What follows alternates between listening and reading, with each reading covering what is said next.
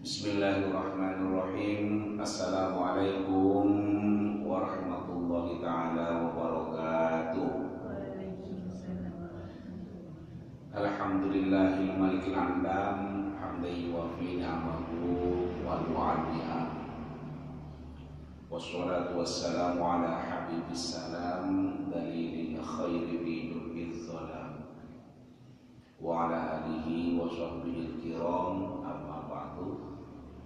Rabbi shrah li sadri wa yassir li amri wahlul 'uqdatam min lisani yafqahu qawli.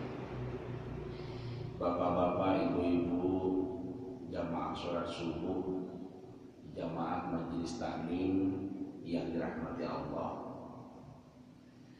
masih dalam suasana bulan Syawal, izinkan saya menyampaikan ja'alanallahu wa iyyakum ajma'in minal aidin wal faizin.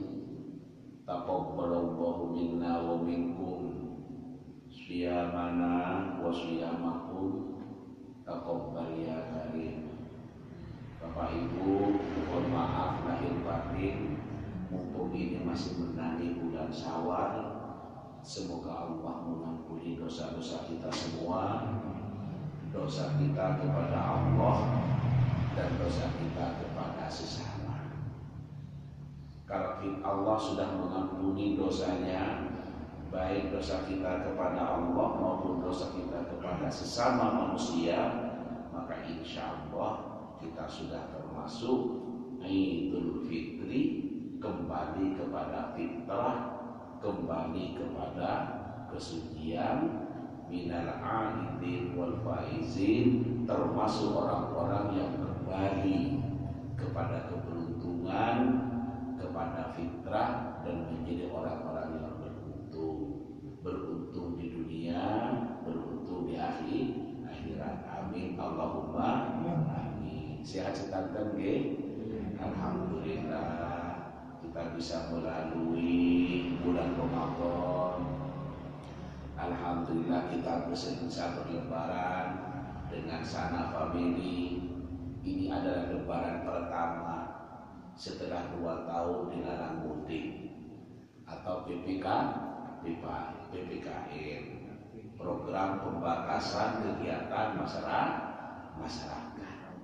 Dibatasi, istilah kerennya itu social distancing, physical distancing. Ini semua ke depan insya Allah akan menjadi cerita, akan menjadi sejarah. Vienna waktu bahaya banget, tidak akan menjadi cerita. Mudah-mudahan terus dibersihkan virus corona ini oleh Allah dari dunia, khususnya dari bumi Indonesia. Amin Allahumma amin. Biar semuanya lancar, anak-anak kita, cucu-cucu kita yang mau sekolah biar lancar, yang mau kuliah biar lancar, yang cari ekonomi, yang jualan biar lancar. Jujur Pak, dalam urusan ibadah dan sebagainya, saya datang ke Istiqlal, tidak saling dengan bapak-bapak, ada rasa berat di hati. Kalau disalimi, saya tidak apa-apa, belum tentu yang disalimi itu berkenan. Belum tentu. Saya tidak silaturahim karena saya misalnya beranggapan tidak apa-apa, bisa jadi yang mau didatangi tidak mau karena takut pada corona. Nah, diri sendiri juga mikir, saya sehat tidak apa-apa, siapa tahu termasuk yang OTG, orang tanpa gejala, sehingga sebenarnya saya ini adalah sakit, takut memberikan mudarat. Itu yang jadi bayangan terus. Akhirnya tidak sakit. Saya datang ke sini rasanya tidak hangat itu kalau tidak sakit. Tadi ketemu Abah Lawi, Salim, ya Allah nikmat. Darah persaudaraan rasanya mengalir kalau Salim. Persaudaraan sesama muslimnya. Tidak mau terbalawi. Salim itu masya Allah ada kenikmatan. Saya merasa darah itu mengalir waktu Salim. sesama muslimnya, habis sholat, saling, ya Allah, ada kenikmatan yang sebelum ini tidak kita rasakan karena saling menghormati, taat pada protokol kesehatan dengan harapan agar pandemi virus corona segera selesai. Dukung program pemerintah yang tujuannya baik, yakni agar segera pandemi ini berakhir. Dan alhamdulillah belakangan ini terus melandai, semakin habis.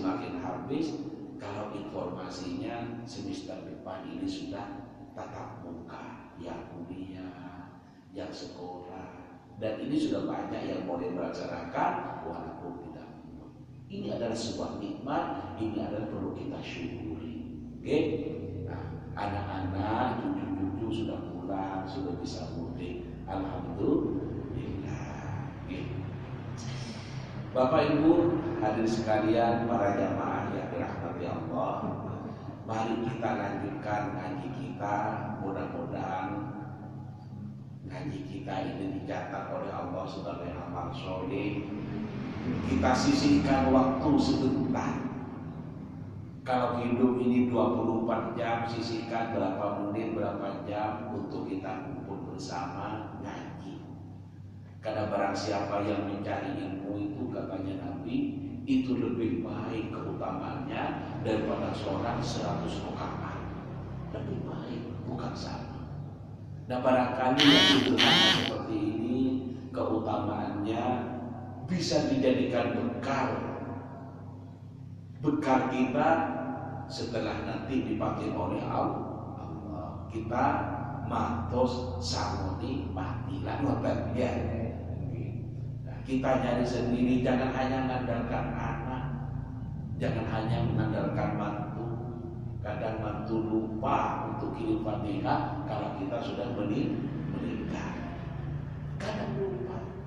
Nah, tetapi kita di masa-masa hidup ini, ayo kita sergap matos samuni pagi. Monggo kita mulai. Bismillahirrahmanirrahim. An Aisyah radhiyallahu anha qalat, dari Siti Aisyah semoga Allah ridha kepadanya, qalat, beliau Siti Aisyah berkata. Qala ini fi'il, fa'ilnya adalah Siti Aisyah. Karena Siti Aisyah perempuan maka tidak menyebut qala dalam kalimat ini, tapi qala. Wa ta'u arti taknis. Tak ini tanda perempuan. Berarti yang berkata Siti Aisyah. Siti Aisyah ini disebut juga Ummul Mukminin, ibunya orang-orang mukmin, yakni istrinya Rasulullah. Siti Aisyah ini dinikahi oleh Rasulullah dalam usia yang sangat muda. Tujuannya adalah berada yang menemani Rasulullah sampai akhir hayatnya. Kalau menikah dengan istri yang masih muda, sehingga ada yang menyampaikan hadis-hadis Rasulullah, baik yang menyangkut masalah sosial maupun yang menyangkut masalah keluarga. Karena istri itu adalah sosok atau orang yang paling banyak menemani suami. Katanya Siti Aisyah, qala Rasulullah sallallahu alaihi wasallam, Rasulullah sallallahu alaihi wasallam dawuh. Napa dawuhne Rasulullah? Man ahdatsa fi amrina hadza ma laysa minhu fa huwa raddun. Muttafaqun alaih. Wa fi riwayatil muslimin man amila amilan laisa alaihi amruna wa huwa raddun. Ini maksudnya ada dua redaksi hadis yang berbeda. Redaksi hadis maksudnya kalimat hadisnya.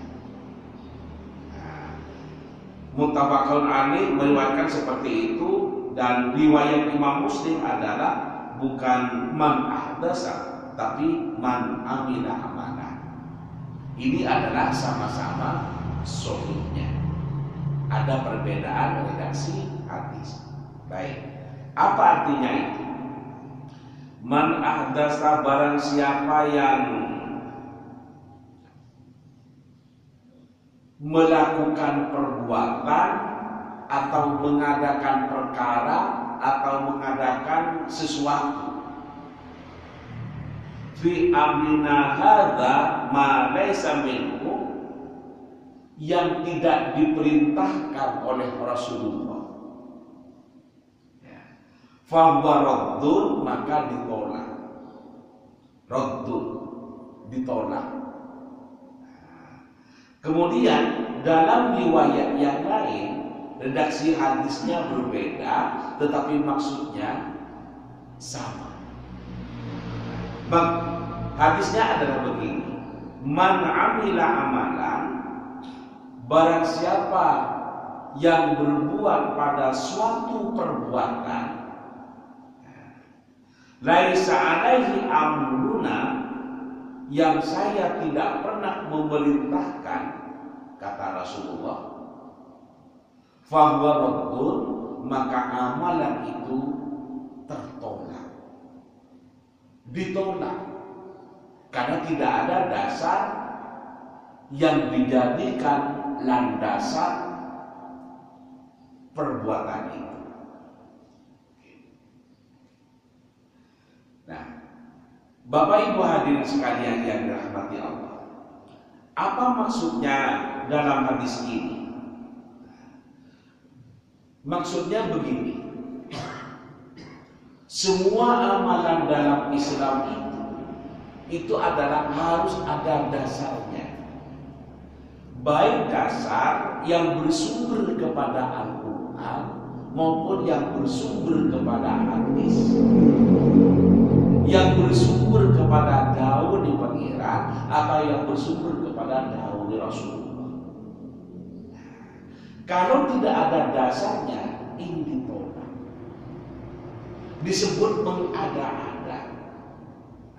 Perbuatan yang mengada-ada dalam amalan ibadah, dalam hadis yang lain disebut dengan bid'ah. Dengan demikian sudah bisa dipahami bahwa bid'ah itu adalah perkara atau amalan di dalam Islam yang tidak ada dasarnya atau tidak pernah dicontohkan oleh Rasulullah. Paham ya? Jadi bid'ah itu adalah perbuatan yang tidak ada dasarnya atau tidak pernah dicontohkan oleh Rasulullah. Mengada-ada amalan A, amalan B, amalan C. Kalau tidak pernah dicontohkan oleh Rasulullah adalah itu raddun, ditolak. Atau dalam hadis yang lain disebutkan bid'ah. Al-bid'atu ad-dhalalah. Katanya Nabi, bid'ah itu artinya perbuatan yang mengada-ada, itu bisa membuat sesat. Wad-dhalalatu finnar, sedangkan yang kesesatan itu adalah di neraka. Bapak Ibu hadirin sekalian dirahmati Allah, saya merasa penting untuk memberikan penjelasan karena ini sering dibuat serampangan. Semua yang tidak ada di masa Rasulullah itu dianggap bid'ah. Rasulullah haji, iya. Tapi karena Rasulullah itu lupa unta, maka kalau lupa pesawat, gak pernah Rasulullah itu mencontohkan, maka pesawat itu adalah bid'ah. Rasulullah itu dari Mekah menuju ke Arafah, itu adalah jalan kaki. Maka kalau naik bis itu adalah bid'ah. Orang yang ada zaman Rasulullah, yakni sahabat Bilal yang menjadi petugas adzan, itu tidak pernah pakai speaker. Nah, karena kalau pakai speaker itu namanya bid'ah. Ini membuat serampangan, menjadi serampangan. Yang seperti ini tidak boleh. Nah, maka bagaimana sebenarnya? Saya mengambil dari dua pendapat ulama. Yang pertama Imam Syafi'i. Imam Syafi'i kawinkan bahwa bid'ah itu ada dua.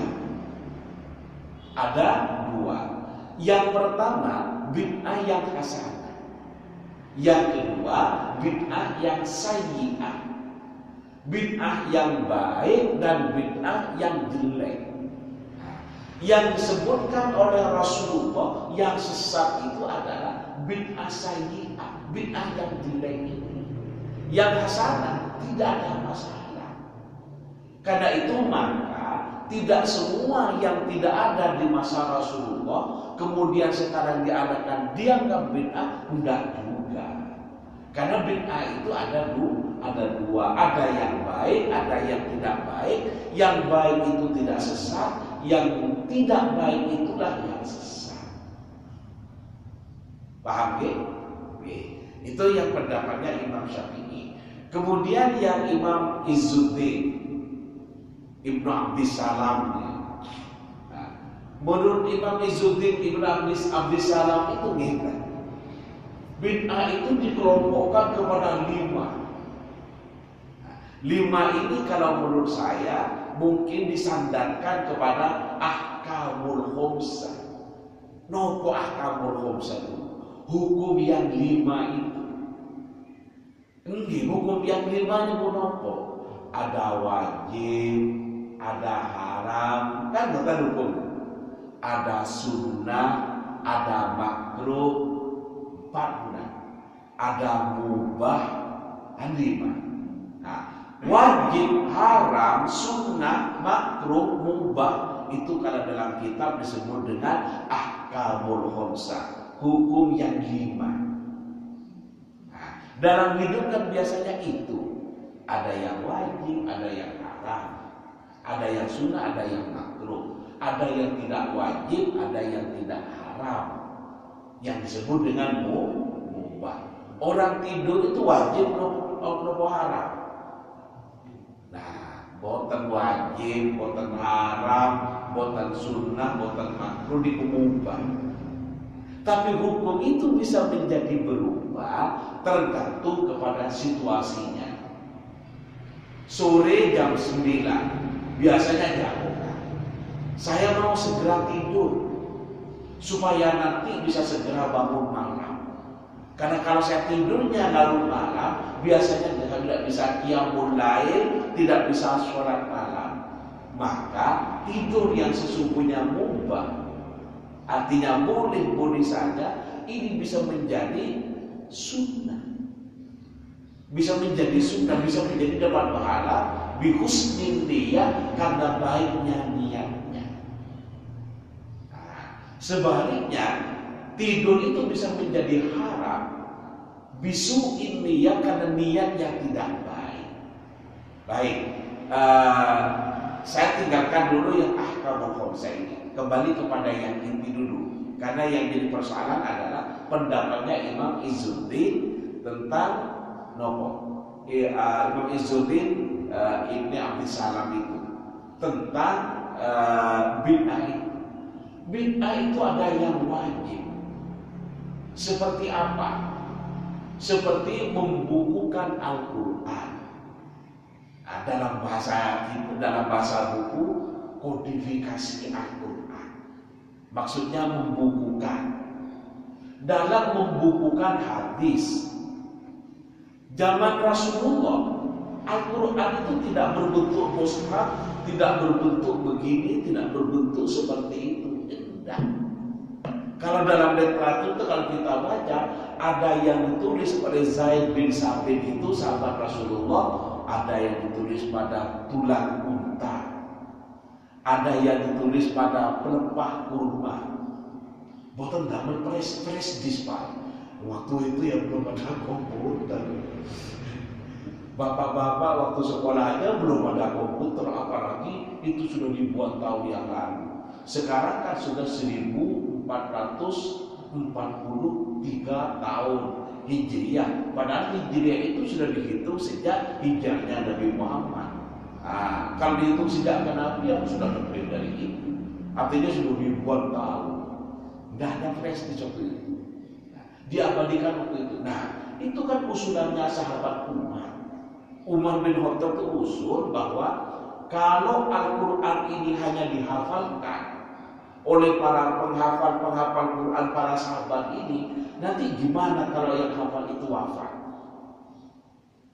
Nah, maka Al-Quran nanti bisa hilang bersamaan dengan wafatnya para penghafal Quran. Karena orang itu mesti mati. Ada yang mati karena usianya sampul sepuh, pasti mati. Nah, ada orang waktu itu wafat karena kalah dalam peperangan, terbunuh dalam peperangan, mati karena peperangan atau mati karena usia, itu sama-sama mati. Nah, karena itu maka usulannya Umar ya harus dibukukan, harus ditulis, harus dikodifikasi. Tetapi waktu itu usul kepada Abu Bakar tidak berani. Kali ini adalah perbuatan yang tidak pernah dilakukan oleh Rasulullah. Nah, karena itu maka ya pada masa Utsman itu yang kemudian menemukan bentuknya. Ya. Walaupun pada zaman Umar itu sudah ada penulisan, tetapi untuk kalangan terbatas. Yang menjadi resmi itu adalah pada masa Utsman, sehingga mushaf itu disebut dengan mushaf Utsmani. Nah, yang itu pada zamannya Utsman. Oke. Demikian juga hadis. Hadis itu pada masa Rasulullah malah dilarang ditulis oleh Rasulullah. Kenapa kok dilarang? Rasulullah khawatir sahabat itu tidak bisa membedakan mana yang ditulis oleh sahabat itu adalah Al-Quran dan mana yang ditulis itu adalah hadis. Nanti bercampur aduk, tidak bisa membedakan mana yang Quran dan mana yang hadis yang disampaikan oleh Rasulullah. Nah, hadis itu ditulis atau dikumpulkan, saya sebut tadi kodifikasi hadis pada masa pemerintahan Umar bin Abdul Aziz, bukan Umar bin Khattab. Nah, kalau saya lihat dari tahunnya sekitar 70 tahun dari wafatnya Rasulullah. Nah, kembali kepada Imam Izzuddin ini, maka penulisan Al-Quran, penulisan hadis itu adalah termasuk bid'ah yang wajib. Di masa Rasulullah tidak pernah dilakukan, tapi itu wajib. Nah, kemudian ada juga yang sunnah. Yang sunnah seperti sholat tarawih. Nah, pada masa Rasulullah itu Nabi Muhammad itu hanya melakukan sholatnya, bukan hanya ya, melakukan sholatnya itu adalah qiyamul lail namanya, bukan tarawih. Nah, kemudian kok sekarang ada tarawih? Itu adalah di masa Umar. Masa Umar untuk menghidupi malam-malam bulan Ramadan diisi dengan sholat qiyamul lail, setelah itu istirahat. Sholat lagi, setelah itu istirahat. Istirahatnya diisi dengan tawaf. Setelah itu sholat lagi, tawaf lagi, sampai menjelang sahur. Menghidupi malam-malam Ramadan dengan beribadah. Nah, itu yang disebut dengan tarawih. Kalau yang Nabi Muhammad itu riwayat dari Aisyah itu 8 rakaat. 8 rakaat itu tapi namanya qiyamul lail, belum bernama tarawih.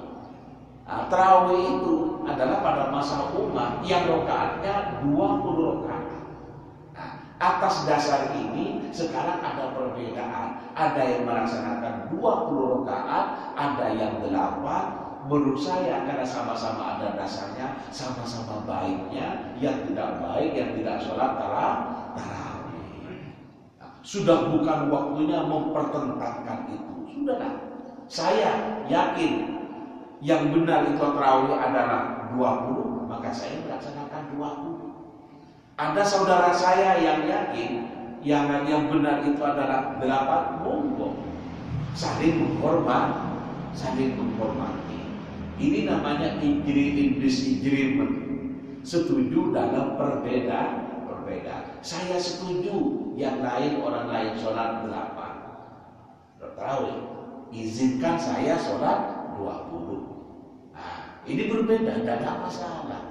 Nah, saya setuju kita sholat 20, izinkan mereka untuk berbeda dengan kita 8. Sesama muslimnya tidak ada masalah, selama ada dasarnya sama-sama boleh. Nah, ini adalah yang Nabi itu adalah waktu itu tidak berjamaah, tetapi diikuti oleh umatnya pelaksanaan tarawih, maksud saya dengan pelaksanaan berjamaah. Ini adalah kebiasaan baru yang sunnah, kebiasaan baru yang sunnah. Kemudian ada juga yang itu yang wajib, itu yang sunnah. Ada juga yang apa? Yang makruh, ada juga yang mubah, ada juga yang haram. Membuat sebuah kebiasaan baru, misalnya rutin setiap mendapatkan penghasilan uangnya diberikan narkoba atau minuman keras. Itu kan kebiasaan baru yang diharamkan dan lain sebagainya. Dengan demikian kembali kepada yang hadis ini, bahwa barang siapa yang membuat kebiasaan baru atau mengada-ada yang sesungguhnya tidak pernah dicontohkan oleh Rasulullah, maka itu raddun, ditolak. Tapi demikian, kebiasaan baru itu ada yang baik, ada yang tidak baik. Jika yang baik itu adalah boleh kita laksanakan, seperti tadi sholat Rasulullah tidak berjamaah waktu tarawih, sekarang berjamaah, itu boleh. Kemudian yang menjadi boleh itu apa dasarnya? Ada sebuah hadis begini, ini dalam hadis lanjutannya, karena ini terkait maka saya sampaikan sekarang. Man sanna fil islami sunnatan hasanatan falahu ajruha wa ajru man amila biha ba'dahu min ghairi ayyam usab min ujurihim syai'un. Sebaliknya, wa man sanna fil islam sunnatan sayyi'atan kana alaihi wizruha wa wizru man amila biha min ba'di min ghairi ayyam usab min auzarihim syai'un. Man sanna fil Islam, barang siapa yang membuat kebiasaan baru dalam Islam, sunnatan hasanatan, kebiasaan baru atau sunnah yang baik, falahu ajruha, maka dia akan memperoleh karena pahala karena berbuat baik itu, wa ajru man amila biha ba'dahu, dan pahalanya orang yang ikut mengamalkannya, min ghairi ayyam qusam min ujurihim syai'un, tanpa mengurangi pahalanya orang yang mengerjakan itu. Demikian juga sebaliknya, barang siapa yang membuat kebiasaan jelek kemudian diikuti oleh orang-orang berikutnya, maka dia mendapatkan dosanya karena membuat perbuatan jelek dan dosanya orang yang mengamalkan setelahnya itu. Biar mudah dipahami, saya beri contoh. Misalnya tahlilan. Saya menganggap penting karena ini sering dijadikan isu-isu yang kadang tidak sehat yang saya menyarankan. Apakah Rasulullah pernah melakukan tahlilan? Tidak pernah. Karena tidak pernah, maka itu dianggap bid'ah. Karena bid'ah dianggap sesat, karena sesat dianggap neraka. Bagi saya itu keliru. Itu adalah sebuah kebiasaan baru, amalan baru yang dirintis oleh para ulama, yang itu adalah hasanatan. Ini Nabi sendiri mengatakan, man sanna sunnatan hasanatan, barang siapa yang membuat sunnah baru, kebiasaan baru yang baik, falahu ajruha, maka orang itu akan mendapatkan pahala, wa ajru man amila, dan pahalanya orang yang ikut mengamalkan setelahnya, tanpa mengurangi pahalanya orang yang mengamalkan itu. Saya beri contoh, saya merintis membuat tahlilan. Maka karena isinya tahlilan itu baik, ada doa, ada bacaan Al-Quran, bacaan Al-Quran, Fatihah bacaan Al-Quran, kemudian ada ayat kursi bacaan Al-Quran, ditambah dengan kalimat-kalimat thayyibah seperti subhanallah bihamdihi, astagfirullahaladzim. Itu juga kalimat thayyibah seperti la ilaha illallah, itu adalah kalimat thayyibah. Imamnya mengatakan istaghfiru rabbakum innahu kana ghaffara, astaghfirullahaladzim. Itu adalah kalimat thayyibah. Membuat sebuah kebiasaan baru, maka orang yang membuat kebiasaan baru itu, saya misalnya yang membuat asalnya batal, itu adalah mendapatkan pahala dari membuat kebiasaan baru itu, karena itu adalah sunnatan hasanatan, ya, sunnah yang baik, kebiasaan yang baru. Ini ada dasarnya dalam hadis ini dan itu sahih. Nah, gitu ya. Nah, kemudian kalau diikuti oleh orang-orang berikutnya seperti kita ini kan ikut tahlilan, maka kita akan memperoleh amalan orang yang ikut mengamalkan tahlilan itu tanpa mengurangi pahalanya orang yang bertahlil itu.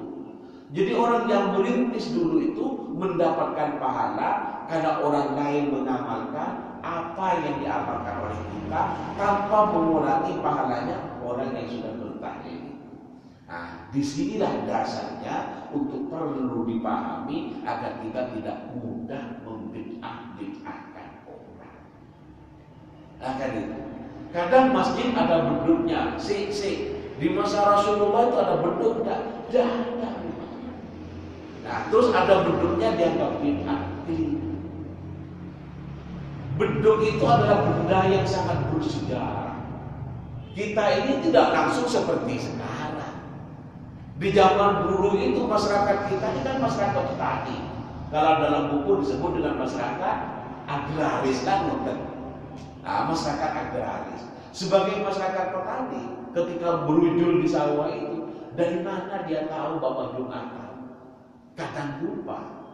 Maka kemudian untuk memberikan tanda bahwa ini hari Jumat, maka 10:30 sudah ditaruh beduknya, menjadi penanda hari ini Jumat, waktunya Jumatan. Maka yang berujul sawah pulang 10:30 dalam perjalanannya, dalam mandinya, sampai pas waktu Jumatan.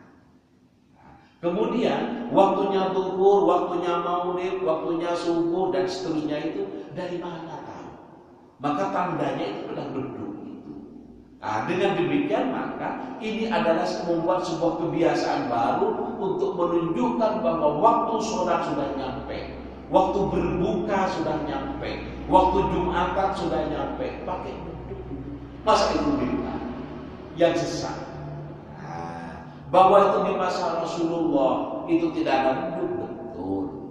Tetapi walaupun tidak ada beduk, itu adalah sebuah kebiasaan baru yang dibuat, itu yang disebut yang hasanah. Karena itu Nabi menyebutkan di sini man sanna fil Islam sunnatan hasanatan falahu ajruha. Membuat kebiasaan baru itu adalah selama itu adalah kebiasaan baru yang baik, maka itu adalah termasuk sunnatan hasanatan, termasuk sunnah juga. Jadi tidak semua yang tidak ada di masa Rasulullah kemudian sekarang menjadi bid'ah. Tidak juga. Itu yang di awal tadi saya katakan, jangan dibuat serampangan. Apa-apa bid'ah, apa-apa bid'ah. Akhirnya apa? Ya, agama itu menjadi kaku, bahkan kadang sesama pemeluk Islam bisa menjadi tukar-tukaran. Nah, kalau saling memahami ini, insya Allah kan gitu. Coba misalnya orang haji di masa Rasulullah ada enggak tasyakuran haji? Tidak ada. Nah, itu adalah kebiasaan bagus. Tasyakuran itu bersyukur dengan cara bersedekah, tetangganya diundang, diajak makan-makan, pulang diberi berkat, bagus, dapat pahala. Yang penting jangan dipaksakan. Nah, kalau memang tidak mampu jangan mengada-ada.